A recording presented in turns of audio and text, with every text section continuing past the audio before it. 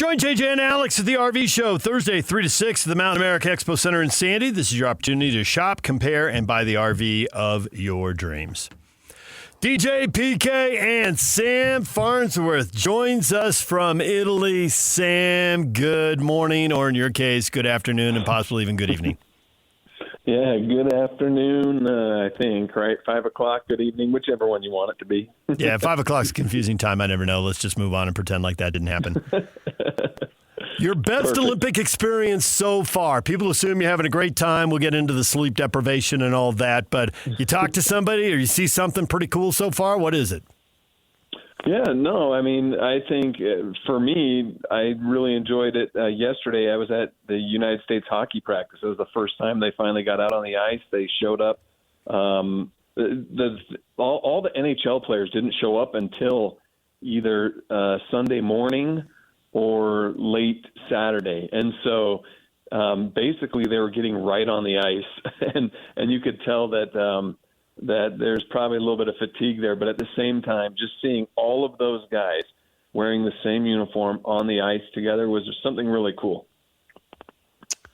I'm wondering, Sam, I've never done this, and Super Bowl Sunday obviously just consumes us as a sporting populace, and you're in a different country, a foreign country, obviously. How was it like? Is there any mention of it, or is it just another day as far as that goes? No, the NFL is growing in its popularity internationally pretty quickly, I think. You know, shortly after we arrived here, I asked multiple people about it, and I've been kind of asking sporadically since I've been here about the NFL and if people watch, if they're even interested or if they care. And a lot of people do. They think it's they think it's a great thing. And so there's multiple sports bars that had the game on early this morning, late last night, whatever it is. I think it kicked off around midnight our time and ended close to 4 a.m. And so I could hear people. I had to sleep. I had to go to bed because I had to get a 4 a.m. train to go north to Livigno, Italy, a town that's right on the Swiss border, where I'm going to be the next 4 days for freestyle skiing and moguls and things like that. But I could hear people in other rooms speaking other languages, yelling at the TV, watching the Super Bowl. And one of the cool things about it, I thought, was I found the Super Bowl on my TV and I flipped it to that channel. There was no play-by-play, no commercials. It was almost like the straight feed, and you could still hear the crowd noise and everything. And I'm like, this is the way to watch a football game. You don't have to worry about what anyone else is saying, although it would have been cool to hear them in Italian calling a football game. But yeah, the people that every single time I seem to bring it up, everyone's got a favorite team. They try to follow it as best they can. It's not the most popular thing out here, but they do enjoy it. It's funny you mentioned that during the college football playoffs. ESPN on one of their 47 channels would put up Skycam.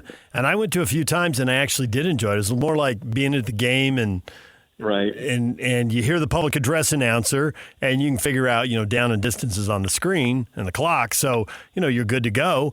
And I expect that'll be our Super Bowl experience next year because ABC, ESPN has it. And I assume they're going to put it over a bunch of different stations and do what they do with college football. So it's a little like being in the game, except on the Skycam, it's like, you're riding a drone over the field or something. Yeah. And one of the interesting things I noticed too about it here was they didn't go to commercial break. Right. So when it went to commercial, it stayed kind of on that wide view of the field and it just stayed there. While I was like, okay, obviously in America, they're in commercial making millions of dollars right now. Out here, they just kind of let you keep watching. And then you see them kind of re-racking replays, right? You see them like rewinding replays and racking up whatever replays they're going to play when they come back from break. So I thought that was a pretty interesting aspect too.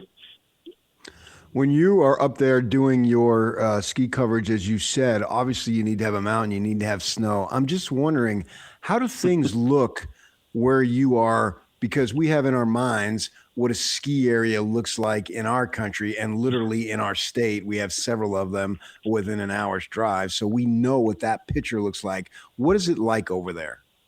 It looks exactly how it's supposed to look. in our mountains on a normal year. There's great snow. It's a little colder.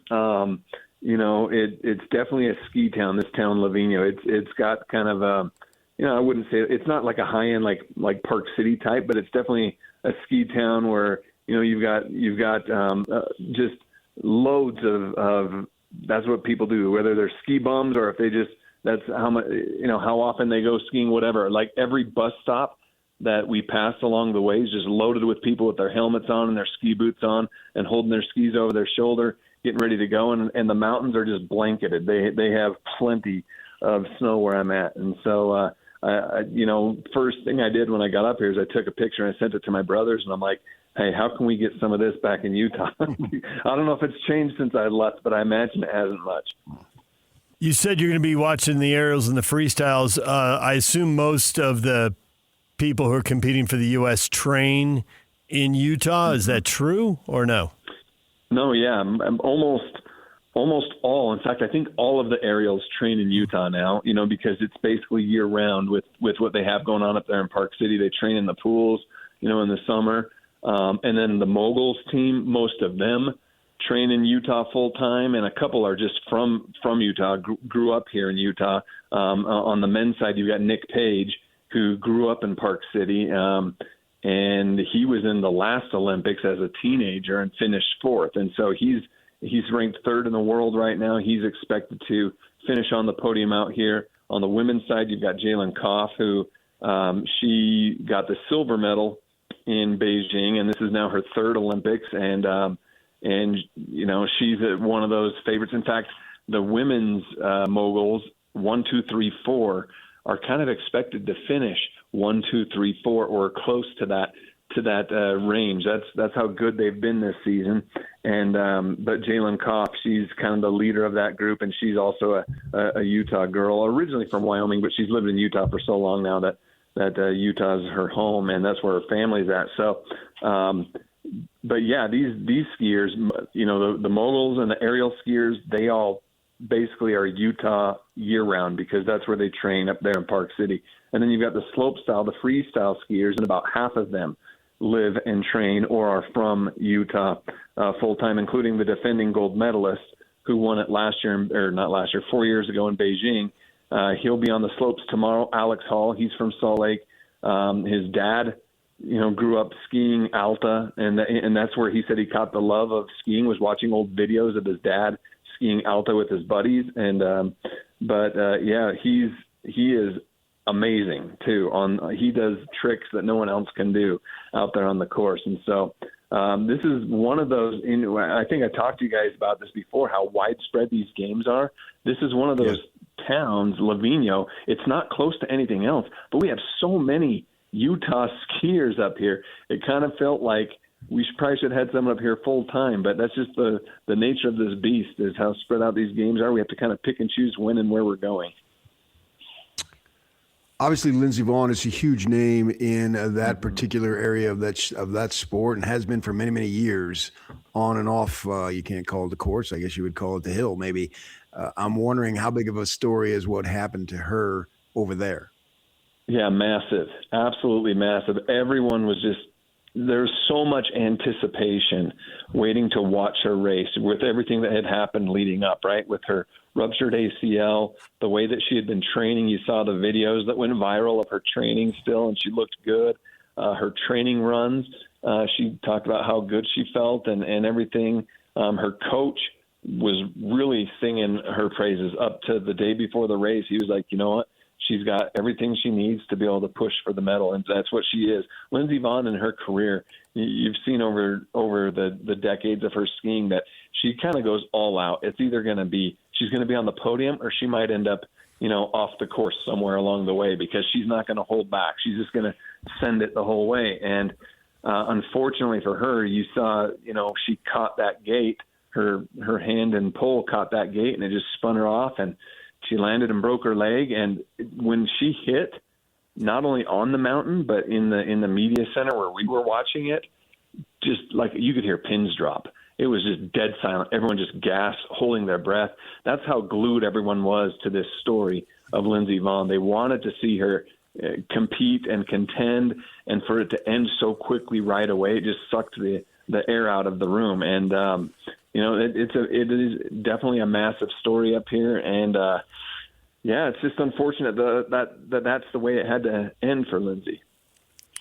You spend time talking to Olympians before you go. You can't be everywhere at the same time. How well do you know the gold medalist Breezy Johnson, who we saw crying as the different skiers came down? I'm sure she had a good idea which ones could actually come near her time and which ones couldn't. Didn't mean anything to me because I don't follow it, but she was crying as it was going on because she had a pretty good idea how it was going to play out.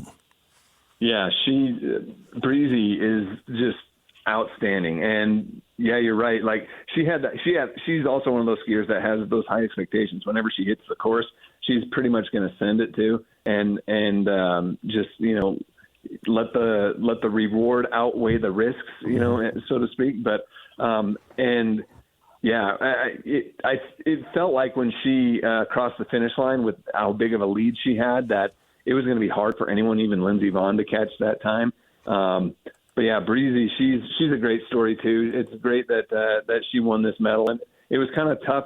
It felt like because going back to the Lindsey story, you could feel kind of that mourning in a sense, almost trickling over to the celebration where Breezy was emotional about Lindsey too, and now she's got to turn on flip the switch to celebrating a gold medal, which she was able to do, but it was just kind of a weird dynamic right there. But yeah, she's well deserving of that medal, and it was awesome to see her get it.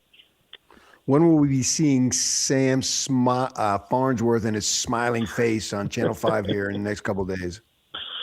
You'll be seeing me here in Lavigno for the next 4 days at least, Monday, Tuesday, Wednesday, and possibly Thursday. Thursday, I'm taking the train back. I'm going to get back into Milan just in time to get to Santa Giulia Ice Arena for the United States' first hockey game, to see Clayton Keller on the ice. Saw him in skating around yesterday. I mentioned that. It was kind of fun to see Clayton in a USA uniform with all those guys. He's small. I think we all knew he's small. But you see him up against a lot of those guys, and you're like, yeah, Clayton's really small, but he's fast and he's very skilled. And I talked to Matthew Tkachuk yesterday about Clayton. I asked him what kind of a player Clayton, what kind of skill set and everything that he brings to this team. And he's like, Clayton's the perfect fit, like to orchestrate a line and to facilitate goal-scoring opportunities. These guys absolutely love him, and they're just thrilled that he's a part of the team. So, yeah, Thursday – I'll be back at the ice rink after a few days up here on the slopes. Any figure skating in your future? I know they're already handing out medals there, and that is on TV. We get a constant diet of that, but you're bouncing all over the country. Yeah, and you know what? We had Nathan Chen 4 years ago, right? The Salt Lake City kid who won gold. We don't really have a direct local connection to the figure skating, but every time someone wins a medal, they usually, not everyone, but most of them, they offer us a one-on-one interviews with those medalists. So today, while I was up here, Deanie Wimmer was able to interview those gold medalists from the team figure skating last night. So yeah, I'm guessing maybe if there's more medals won when I get back into Milan, there might be some figure skating in my future. There you go. Yeah. Well, Sam, you enjoy the bizarre sleeping hours and the train rides all over the country, and hopefully we'll be able to check in with you again in a few days. Yeah, no problem. Thanks a lot, DJ. All right, thanks, Sam.